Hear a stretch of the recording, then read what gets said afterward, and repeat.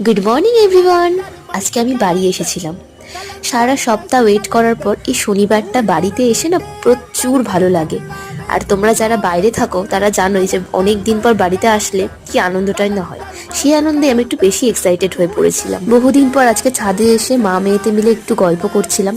আর এক্সাইটমেন্টের main কারণটাই হচ্ছে আজকের এই মেনুটা।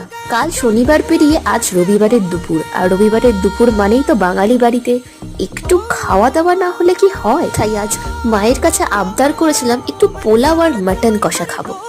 যেমনি বলা তেমনি কাজ। সত্যি কথা বলতে যতই রেস্টুরেন্টের বিরিয়ানি মাটন কষা যাই খাই না কেন, মায়ের হাতেরটাই বেস্ট। তো তারপরে সন্ধেবেলা বাড়িতে ছোট দিদা এসেছিল, তাই ছোট দিদাকে আর মাকে নিয়ে চলে গেলাম একটু মল ঘুরতে। ওই যে শুনতেই লাগছে ঘোড়া, দেখি কোথ থেকে একটা বড় বাস্কেট নিয়ে এসে সব ওর মধ্যে পুরে দিল। আমার এই মিনি ব্লগটা তোমাদের কেমন লাগলো অবশ্যই কমেন্ট করে জানাবে, আর ভালো লাগলে একটা লাইক কমেন্ট